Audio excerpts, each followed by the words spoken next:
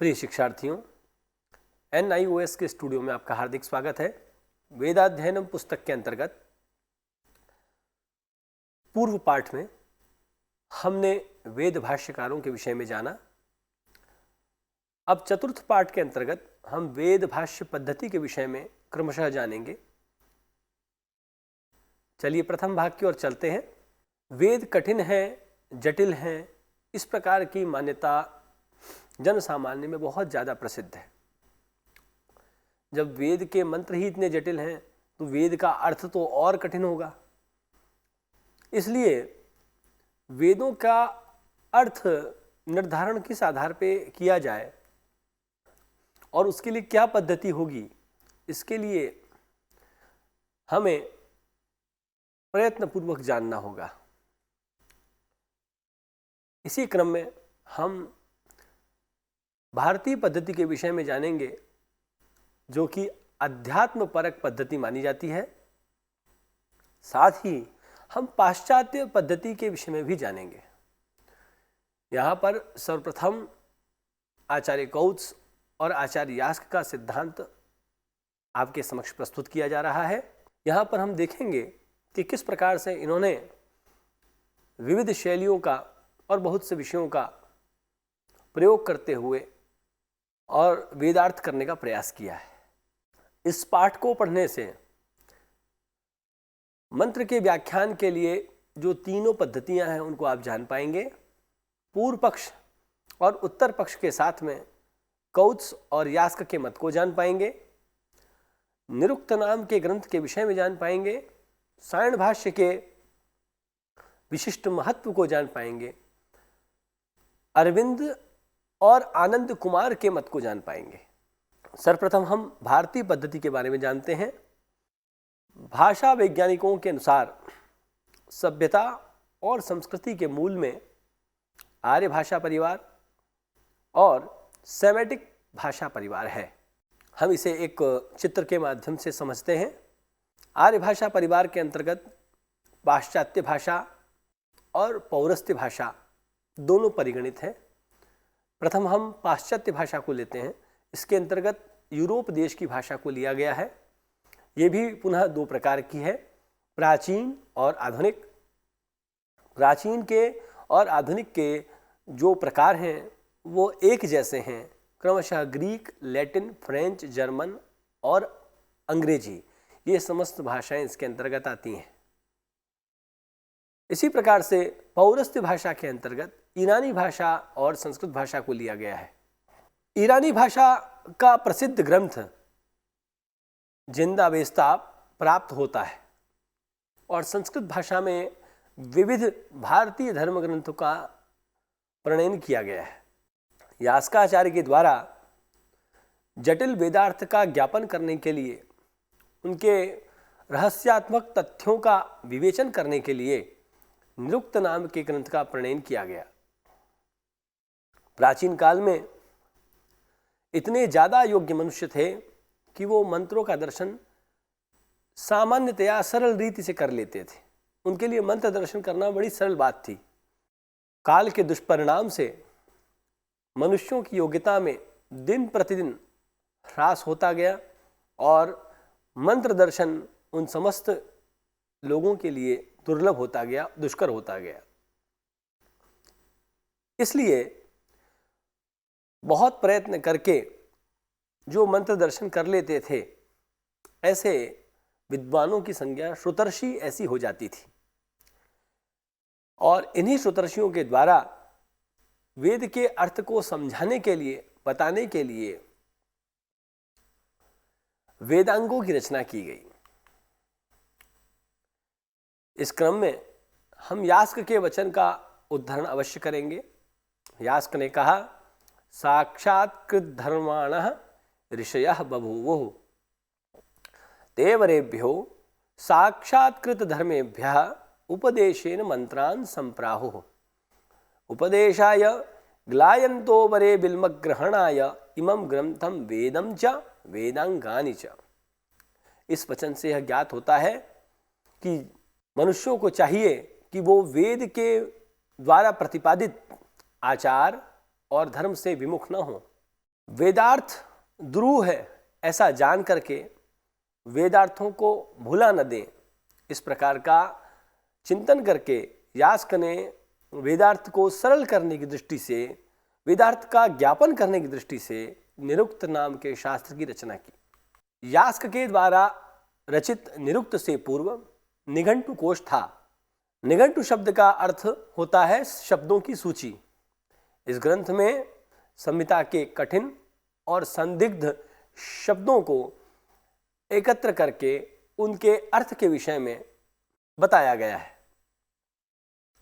इससे यह स्पष्ट होता है कि जो निघंटु नाम का यह जो कोश है, यही वेदार्थ को प्रकट करने का प्रथम प्रयास था और प्रातिशाख्य ग्रंथों का प्रणयन, इसके पश्चात प्रातिशाख्य ग्रंथों का प्रणयन हुआ। वहां पर वैदिक भाषा के विचित्र पदों, स्वरों और संधि पदों का विवेचन प्राप्त होता है। निरुक्त भी केवल एक नहीं था, विविध आचार्यों ने निरुक्त की रचना की, जिसमें कि सबसे ज्यादा प्रसिद्धि यास्ककृत निरुक्त को प्राप्त है। वररुचि नाम के आचार्य का भी निरुक्त प्राप्त होता है, किंतु विद्वानों के मध्य में ज्यादा सम्मान यास्क के द्वारा रचे गए निरुक्त को प्राप्त है। यास्क ने अपने निरुक्त ग्रंथ में उपमन्यु, काथक्य, शाकटायन, शाकपूर्णी, शाकल्य, इस प्रकार से बहुत से निरुक्तोचार्यों की व्याख्याओं का उल्लेख किया है और उनका उल्लेख करते हुए आदरपूर्वक उनका नाम ग्रहण किया है। यास्क के द्वारा कौत्स नाम के आचार्य के मतों का भी उल्लेख किया गया है और कौत्स के मत में मंत्र निरर्थक माने जाते हैं। कौत्स का यह जो मत है कि मंत्र निरर्थक है, इसी मत का अवलंबन चारवाक, बौद्ध, जैन, इस प्रकार के वेद की निंदा करने वाले समूह विशेष भी करते हैं। वस्तुतः कौत्स का वह पक्ष क्या था? उसने किस आधार पर कहा कि मंत्र निरर्थक हैं? कौत्स का कहना था कि मंत्रों के पद नियत हैं और उनके शब्द का क्रम भी नियत है। सामान्यतया हम बोलते हैं रामः गच्छति, गच्छति रामः, दोनों का एक ही अर्थ होता है। हमने यहाँ राम को पहले रखा या गच्छति को बाद में रखा, इससे कोई फर्क नहीं पड़ा, किंतु वेद में ऐसा नहीं होता है। तो कहा कि अतः मंत्रेषु विपरीत क्रमस्य अवलंबनम कर्तुम न शक्यते।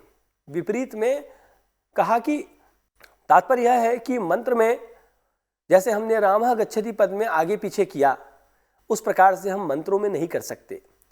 इखेत्व और जेत्वा, यह यजुर्वेद का प्रथम मंत्र है, तो यहाँ पर ऊर्जेत्वा इखेत्वा ऐसा नहीं कर सकते।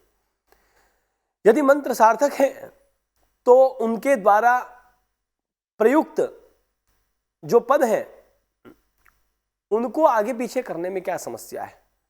इससे इस आधार पे उनका ये मानना था कि मंत्र निरर्थक होते हैं। इसके अतिरिक्त उन्होंने एक और उदाहरण दिया। कहते हैं कि ब्राह्मण वाक्य के द्वारा मंत्रों का विनियोग विशिष्ट अनुष्ठानों में किया जाता है। परम उरुप्रथस्व पदेन प्रथन क्रिया क्रियते, पर जब पुरोडाश को फैलाने की बात आती है तो उरुप्रथस्व इस प्रकार की क्रियापद का प्रयोग किया जाता है। यदि मंत्रों में ही सामर्थ्य था तो मंत्र से ही उस क्रिया का, प्रथन क्रिया यानी कि पुरोडाश को फैलाने की क्रिया का बोध हो जाना चाहिए था, किंतु ऐसा नहीं होता है। उरुप्रथस्व इस प्रकार से ब्राह्मण वचन का प्रयोग वहां किया जाता है। इसके अतिरिक्त उन्होंने एक और तर्क दिया, मंत्राणाम अर्थो अनुपपन्नो भवति।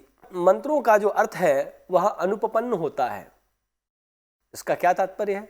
उदाहरण दिया इन्होंने, ओखधे त्रायस्व एनम, इस प्रकार का जो मंत्र है, मंत्र का वचन है, यहाँ पर एक निर्जीव औषधि से प्रार्थना की जा रही है कि हे औषधि त्वम अस्य रक्षां कुरु, तुम इसकी रक्षा करो।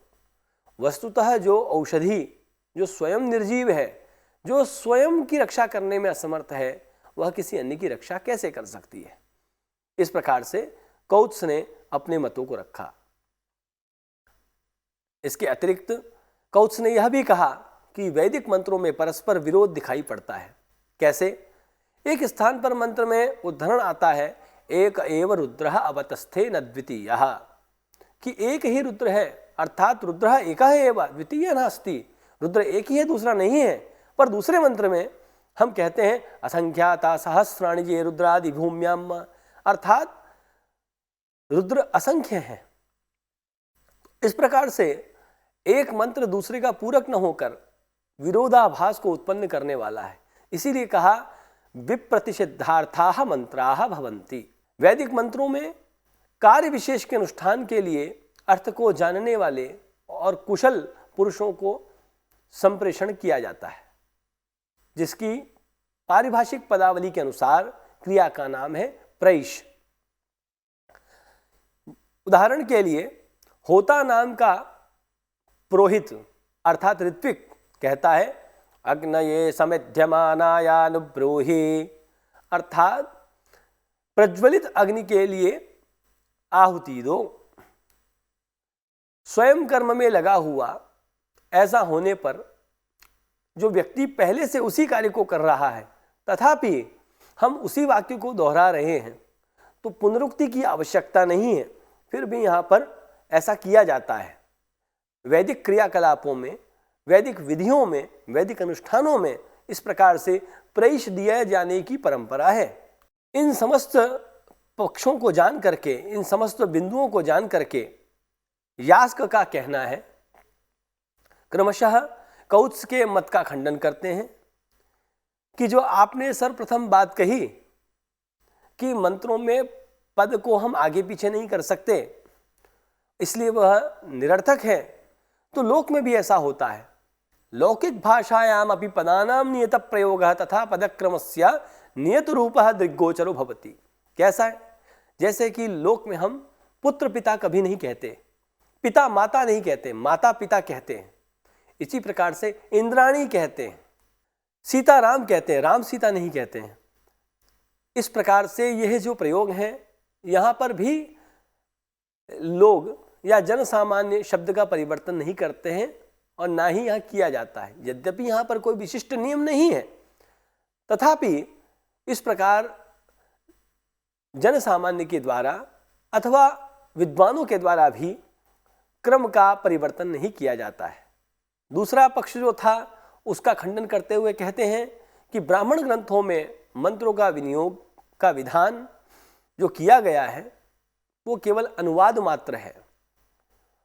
मंत्रों में अपने अर्थ के प्रतिपादन का सामर्थ्य है, उसी का अनुवाद ब्राह्मण ग्रंथों में किया गया है। वैदिक मंत्रों का जो अर्थ है वह भी अनुपपन्न नहीं है। उदाहरण के लिए फरसे के द्वारा प्रहार करते समय जो अहिंसा की चर्चा है वह वेद में कही गई है। परशु के द्वारा वृक्ष को काटते समय जो क्रिया की जाती है उससे यह माना जाता है कि यहाँ हिंसा कर्म हो रहा है। और वेद के द्वारा हमें यह पता चलता है कि परशु के द्वारा छेदन हिंसा का द्योतक नहीं है। जिस कर्म में पुरुष वेद के द्वारा नियुक्त होता है अर्थात वेद की प्रेरणा से नियुक्त होता है, वह कर्म अहिंसात्मक होता है। औषधि, पशु, मृग, वनस्पति इत्यादि वस्तुओं, प्राणियों का यज्ञ में उपयोग होता है और विधि के द्वारा बताए हुए, वैदिक विधि के द्वारा ज्ञापित वस्तुओं के माध्यम से विधि का पालन करने से परम उत्कर्ष की प्राप्ति होती है। इसलिए यज्ञ के जो विधान हैं ये अभ्युदय के दायक हैं, हिंसात्मक नहीं है। इस प्रकार से किसी भी वृक्ष को यज्ञ के निमित्त विधि पूर्वक उसकी शाखा को काटना वस्तुतः हिंसा नहीं अपितु उसके ऊपर कृपा है, क्योंकि वह वैदिक कार्य के लिए प्रयुक्त होने वाला है। वैदिक कार्य के लिए प्रयुक्त कोई वस्तु यदि उसके ऊपर प्रहार हुआ है, छेदन हुआ है, तो निश्चित रूप से वह अहिंसात्मक कार्य है, हिंसात्मक नहीं। इस प्रकार अन्य अर्थों को भी ग्रहण करना चाहिए। हमने एक उदाहरण पढ़ा था कौत्स के पक्ष में, जहाँ पर कहा कि ये तो विपरीत अर्थ को कहते हैं। एक मंत्र कहता है कि रुद्र बहुत से हैं और एक मंत्र कहता है कि रुद्र असंख्य हैं। तो वस्तुतः सही क्या है? तो कहा कि मंत्रेषु एवं रुद्रस्यैकत्वम, मंत्रों में रुद्र की एकता की बात की गई है, कहीं पर अनेकता की बात की गई है। इन दोनों में कोई पारस्परिक विरोध नहीं है, क्योंकि देवता लोग महामहिमा से संपृक्त होते हैं।